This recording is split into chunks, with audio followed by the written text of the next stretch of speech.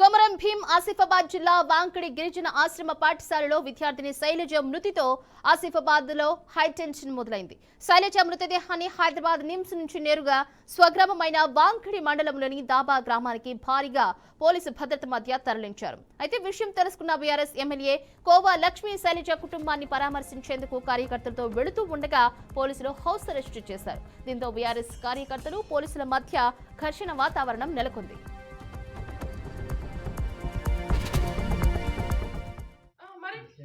महिना झाला सारे महिना झाला तरी काहीच कमी नाही सांगले, काहीच बेस नाही करले. माझी पोरी एकच पोरगी होती माने.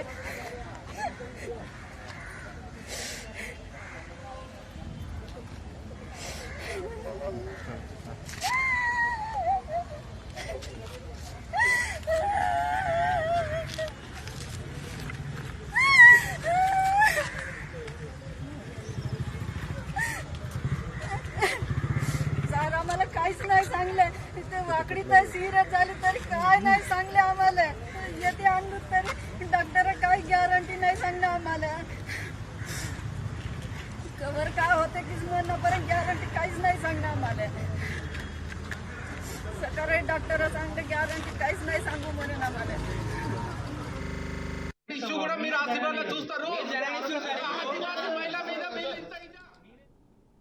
దీంతో ఇంట్లోనే బైఠాయించిన ఎమ్మెల్యే లక్ష్మి నిరసన తెలిపారు. పోలీసులు ప్రభుత్వానికి వ్యతిరేకంగా నిరసన తెలిపారు. బాధిత కుటుంబాన్ని పరామర్శించేందుకు వెళుతున్న తరును అరెస్టు చేయడం దారుణమన్నారు. శైలజ మృతి ప్రభుత్వ హత్య అని అన్నారు. మృతి చెందిన విద్యార్థిని కుటుంబాన్ని ప్రభుత్వం ఆదుకోవాలని డిమాండ్ చేశారు.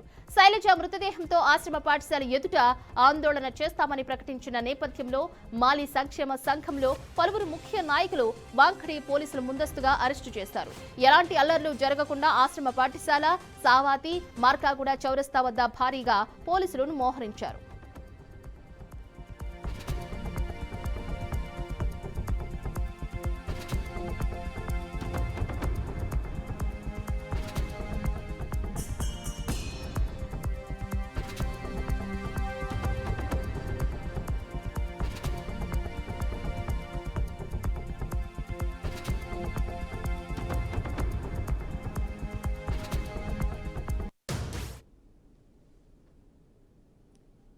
గత నెల ఫుడ్ పాయిజన్ తో ఆసుపత్రిలో చేరిన శైలజ నిన్న నిమ్స్ లో చికిత్స పొందుతూ విద్యార్థిని మృతి చెందింది. ఈ నేపథ్యంలో కొమరంభీం జిల్లాలో ఉద్రిక్త పరిస్థితులు నెలకొన్నాయి. ఇదే అంశానికి సంబంధించి మరింత సమాచారాన్ని మా ప్రతినిధి శ్యామ్ ఫోన్ ద్వారా వివరిస్తారు. శ్యామ్, చెప్పండి. మొత్తం ముందస్తు జాగ్రత్తల్లో భాగంగానే కోవా లక్ష్మిని అరెస్టు చేశామని పోలీసులు చెప్తున్నారు. ఇటువైపు శైలజ బంధువులు ఏమంటున్నారు, ఆదివాసీ నాయకులు ఏమంటున్నారు, అలాగే ఎమ్మెల్యే తరఫున కార్యకర్తలు ఏం చెప్తున్నారు?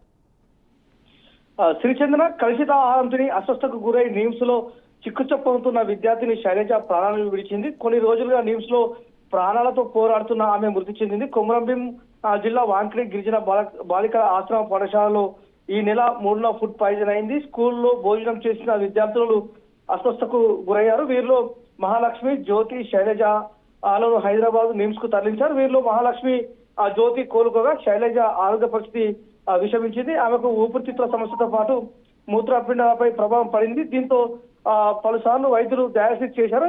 అయినప్పటికీ ఈ నెల 11 నుంచి శైలజ వెంటిలేటర్ పై ఉంచి చికిత్స అందించారు. పరిస్థితి విషమించడంతో శైలజ ఇవాళ మృతి చెందినట్లు డాక్టర్లు చెప్పారు. కాగా బీఆర్ఎస్ నేతలు స్పందిస్తూ శైలజ మృతి ప్రభుత్వం చేసిన హత్య అని ఆరోపించారు. ఇది రేవంత్ రెడ్డి సర్కార్ నిర్లక్ష్యం అని మండిపడ్డారు. బాధిత కుటుంబానికి 50 లక్షల ఆర్థిక సహాయం, ప్రభుత్వ ఉద్యోగం ఇవ్వాలని డిమాండ్ చేస్తున్న పరిస్థితి కనబడుతుంది.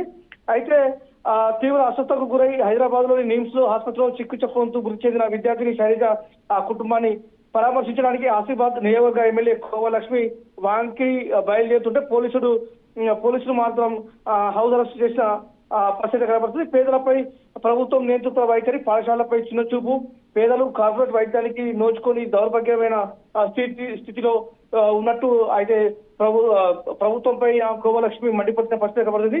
ఇది ముమ్మాటికి ప్రభుత్వ హత్య అని, బాలిక కుటుంబానికి న్యాయం జరిగేంత వరకు పోరాడతానని, బాలిక కుటుంబానికి అండగా ఉంటానని తెలపడం అయితే జరిగింది. హౌస్ అరెస్టు తీవ్రంగా ఖండించడం అయితే జరిగింది. అలాగే వాంకటి ఆశ్రమ పాఠశాల వద్ద జిల్లా కేంద్రంలోని కలెక్టర్ వద్ద ఎలాంటి అవాంఛనీయ సంఘటనలు అయితే జరగకుండా ముందస్తు పోలీస్ బందోబస్తు ఏర్పాటు చేయడం జరిగింది. శ్రీచంద్ర. అయితే ఆశ్రమ పాఠశాల ఎదుట ఆందోళన చేస్తామని ప్రకటించిన నేపథ్యంలో మాలీ సంక్షేమ సంఘంలో పలువురు ముఖ్య నాయకులు కూడా వాంకడి పోలీసులు ముందస్తుగా అరెస్టు చేసినట్టుగా తెలుస్తుంది. ప్రస్తుతం అక్కడ పరిస్థితి ఎలా ఉంది, వాళ్ళు ఏం చెప్తున్నారు? అయితే మొత్తానికైతే మృతి చెందడంతో ఆ వాంకడి పట్టణం మొత్తం అయితే ఆ ఉధృత పరిస్థితులు నెలకొన్నాయి. ఎందుకంటే శైలజ మృతి చెందడంతో అక్కడ విషాచార్య అయితే నెలకొన్న పరిస్థితి కనబడుతుంది. ఎప్పుడైతే కోవలక్ష్మి ప్రభుత్వంపై మండిపడ్డది. అంతేకాకుండా ఏదైతే శైలజ కుటుంబాన్ని పరామర్శించేందుకు మాత్రం ఆ కోవలక్ష్మి వాంకడి బయలుదేరుతున్న నేపథ్యంలో ఆ పోలీసులు ముందస్తు అరెస్ట్ అయితే చేయడం అయితే జరిగింది. దానికి అనుగుణంగానే కోవలక్ష్మి కూడా ఆ పోలీసు యంత్రాంగం పైన తీవ్ర అయితే మండిపోయిన పరిస్థితి కనబడుతుంది. మొత్తానికైతే ప్రభుత్వం పైన కావచ్చు, అదేవిధంగా పోలీసుల పైన తీవ్ర ఆగ్రహాన్ని అయితే వ్యక్తం చేశారు.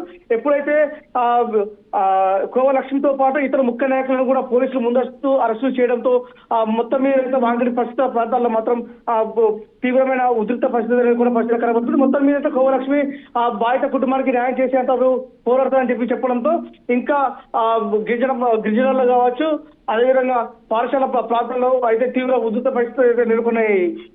శ్రీచంద్ర, అయితే కాసేపు పోలీసులకు ఎమ్మెల్యేకు మధ్య వాగ్వాదం జరిగినట్టుగా తెలుస్తుంది. అంటే దానికి సంబంధించి కార్యకర్తలు ఏం చెప్తున్నారు? లక్ష్మి ఆవిడ మీడియాతో మాట్లాడే అవకాశం ఏమన్నా కనిపిస్తుందా? కోవలక్ష్మి మాత్రం హౌస్ అరెస్ట్ చేసిన పరిస్థితి కనబడుతుంది. మొత్తం మీద అయితే ఈ శైలజ కుటుంబాన్ని పరామర్శించేందుకు వాంకడి బయలుదేరుతున్న నేపథ్యంలో పోలీసులు అయితే ముందస్తు అరెస్ట్ అయితే చేయడం జరిగింది.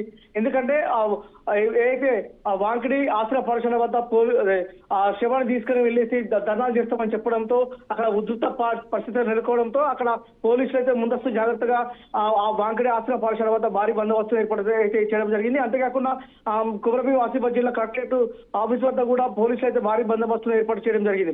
మొత్తం మీదనైతే కోవలక్ష్మిని మాత్రం అరెస్ట్ చేయడం అయితే జరిగింది. కోవలక్ష్మి కూడా పోలీసులతో వాగ్వాదానికి అయితే దిగడం జరిగింది.